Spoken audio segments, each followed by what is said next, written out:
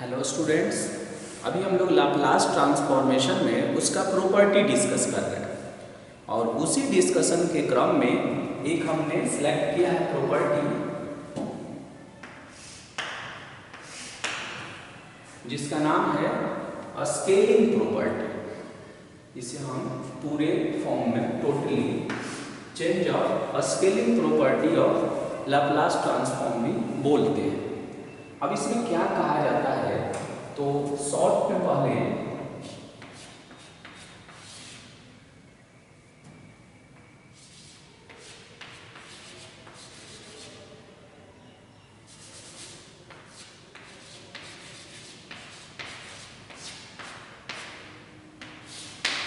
पहले इसका स्टेटमेंट देखते हैं।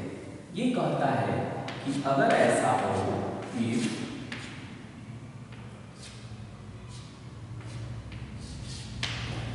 लाप्लास ट्रांसफॉर्म ऑफ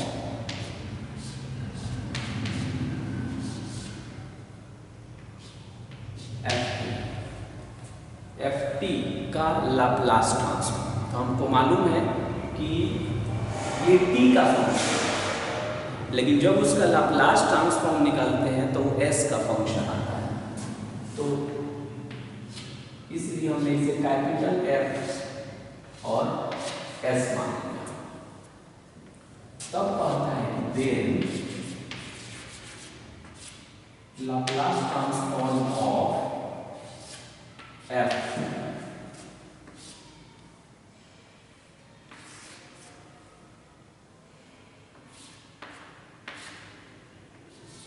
देखिए क्या हुआ है, सिर्फ टी की जगह पर ए टी हो गया है, मीन्स कि एक नया कांस्टेंट यहां एंट्री किया है। ऐसा करने से क्या क्या चेंजिंग होगा,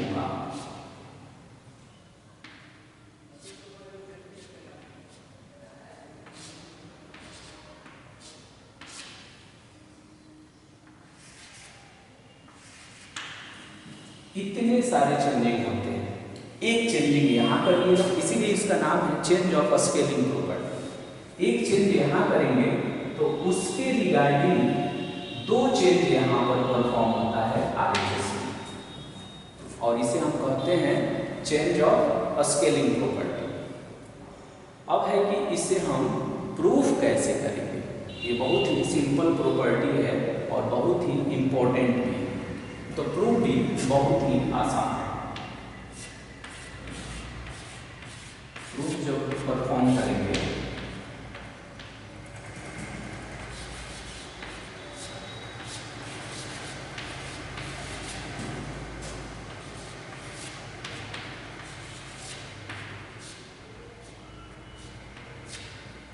bye the definition of LT, मतलब लाप्लास ट्रांसफॉर्म के डेफिनेशंस क्या जानते हैं हम कि Laplace transform of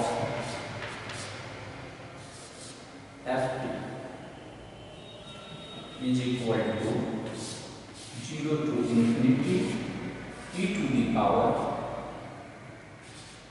minus st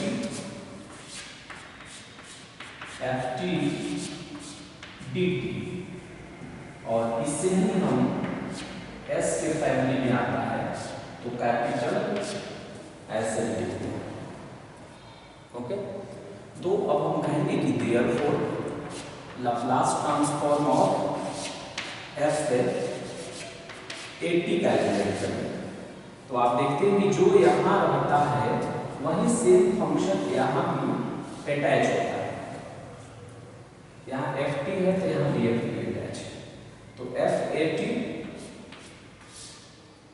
तो 0 to infinity e to the power minus st, और एफ है ए टी डी, और कोई बदलाव नहीं है उसमें। अब हम क्या करेंगे, यहाँ से सब्स्टिट्यूशन मेथड यूज करेंगे। लेट एस टी को हमने x मान लिया, अब इसे p के रेस्पेक्ट में डिफरेंशिएट करेंगे, तो s कांस्टेंट है बाहर, t का dc1, और ये हो गया dx अपॉन dt, dt का वैल्यू dx अपॉन s होगा। अब हम आते हैं लिमिट।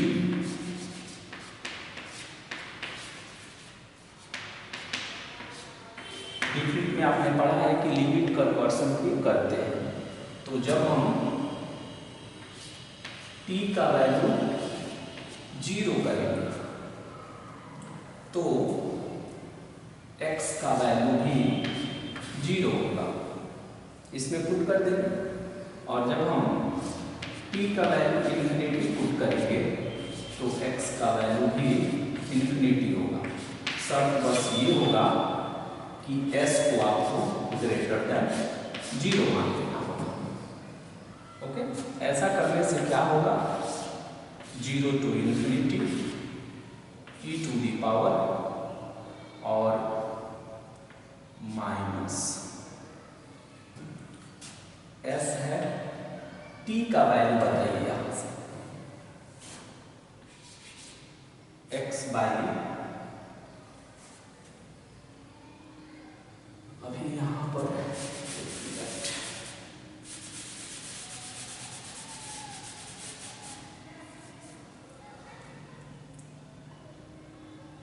कितना है ये, e to the power minus st, ऐसे ही हमने देते हैं अभी। और f और 80 और सॉरी यहाँ पर जो है 80 जो देख रहे हैं यहाँ 1 मिनट, ठीक है, f हो गया। और यहाँ a, t का वैल्यू कैलकुलेट करिए तो कितना होगा t का वैल्यू, t का वैल्यू होगा x अपॉन s। ओके, पूरे t वाले फैमिली को हम क्या कर रहे हैं इसमें कि x में कन्वर्ट कर रहे हैं। और dt का वैल्यू, तो dt का वैल्यू हो जाएगा dx अपॉन s हो जाएगा। और फिर यहां से ये हो जाएगा e to the power minus st है। यहाँ पर कोई एक बार चेक कर लेते हैं हम कि सभी चीजें सही है या नहीं है। यहाँ पर जो है ना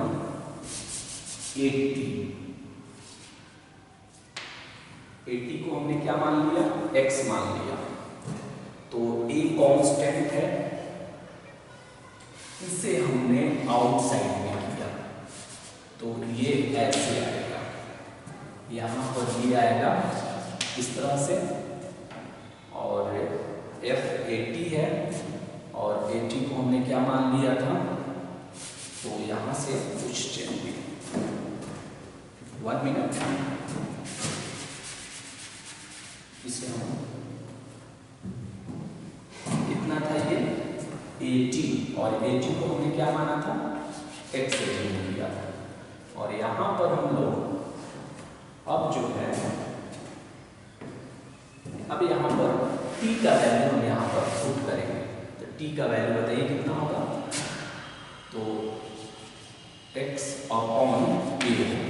अब हो गया ये पूरा फैमिली इस यहाँ तक हम आए हुए थे। अब ये जो 80 है ना, इस 80 को x मान रहे हैं क्योंकि यहाँ करने से कोई बेनिफिट नहीं होने वाला, वही शुरू में एज्यूम हो गया था और उसका कोई बेनिफिट नहीं दिख रहा था।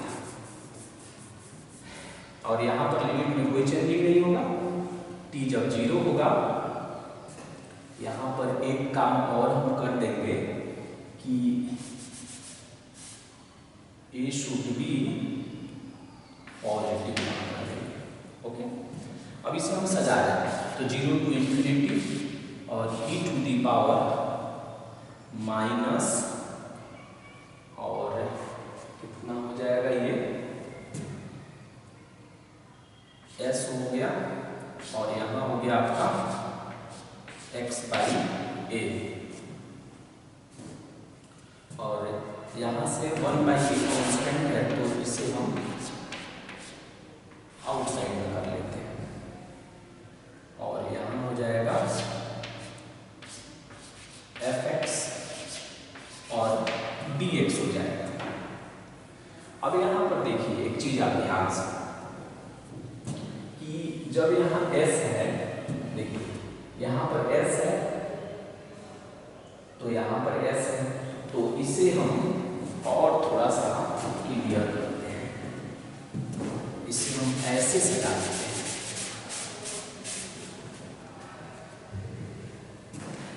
माइनस में s/a करके और यहाँ पर x कर देते हैं। अब ये करेक्ट हो गया है, बार बार मिटाना पड़ता है, इसमें थोड़ी सी सावधानी यहाँ रखेंगे।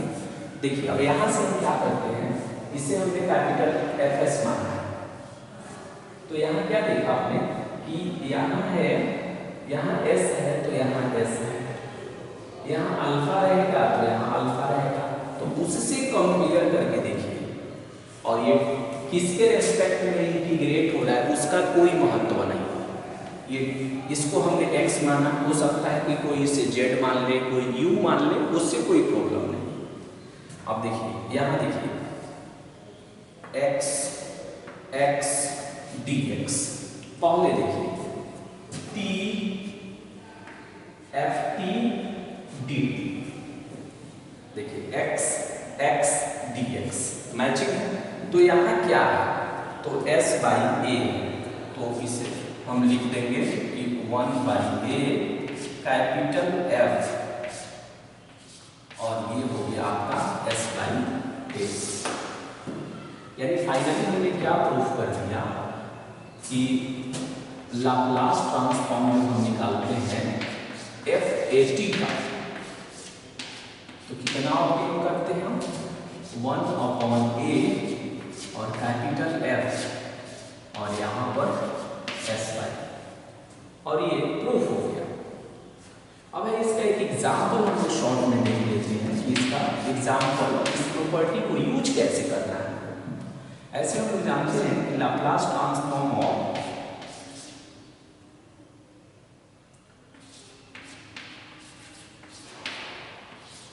sin t अगर हम करते हैं तो क्या उपयोग करते हैं हम लोग, s/s² +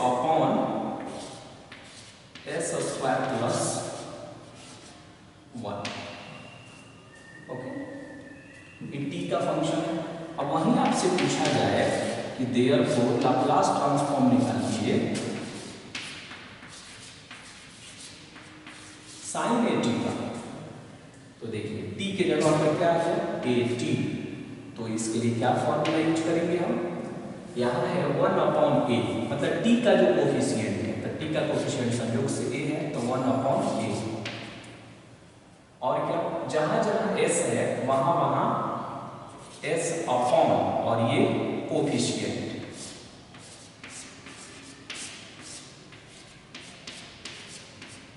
देखिए अब इसे सिंप्लीफाई करिए, तो 1/a ये हुआ s/a और ये होगा s²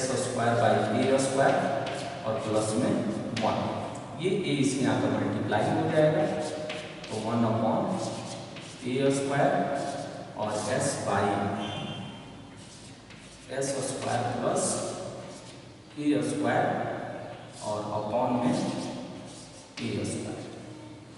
अभी इस a² से ये a² कैंसिल होगा, तब ये कितना होगा s/s²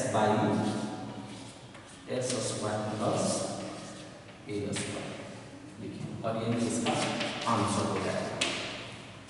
इसका मतलब ये हुआ कि जो फंक्शन होता है वो t का फंक्शन होता है, और उस t में किसी कांस्टेंट से हम मल्टीप्लाई कर देते हैं, तब उस कंडीशन में उसका लाप्लास ट्रांसफॉर्म कैसे कैलकुलेट करते हैं, और इसी को कहते हैं चेंज ऑफ स्केलिंग प्रॉपर्टी। यहाँ पर थोड़ा सा ध्यान रखेंगे, जो एक बार मिस्टेक हुआ है मेरे से, ये जो at देख रहे हैं, f जो है किसका फंक्शन है, at का है, तो यहाँ पर हमको सिंगल बनाना है, क्योंकि इससे हमको कंपेयर करना है, इसीलिए हमने at को x मान लिया, देखिए अब ये सिंगल बन गया। पहले शुरू में ये सिंगल था, बाद में हमने इसको कैलकुलेट किया तो ये 2 का मल्टीप्लीकेशन हो, फिर उसे हमको सिंगल बनाना है तो 80 को हमने क्या मान लिया, x मान लिया। आप z भी मान सकते हैं, z मानेंगे तो कोई चेंजिंग नहीं होगा, यहाँ z और यहाँ z आएगा, उससे कोई प्रभाव नहीं पड़ेगा, क्योंकि आप डिफरेंट इंटीग्रेशन में पढ़े हैं कि value of integral does not change if a variable is replaced by another variable. Integral का वैल्यू चेंज नहीं होता है अगर हम वेरिएबल को रिप्लेस कर दें किसी अदर वेरिएबल से। ओके, यानी यहाँ पर x है, यहाँ अगर z रहेगा तो भी कोई चेंजिंग नहीं होगा। और इससे हमको मालूम है कि इसे सिंप्लीफाई करने के बाद s का फंक्शन आता है, इसलिए हमने s के फॉर्म में लिखा। यहाँ स्मॉल f यूज हो गया था, इसलिए हमने यहाँ कैपिटल F यूज किया। ओके, और फाइनली इसका हमने एक यूज दिखाया कि साइन t का लाप्लास ट्रांसफॉर्म ये होता है, और साइन t का लाप्लास ट्रांसफॉर्म हम चेंज ऑफ स्केलिंग प्रॉपर्टी से प्राप्त कर सकते हैं। ओके, तो और भी इसका प्रॉपर्टी डिस्कस करेंगे नेक्स्ट लेक्चर में।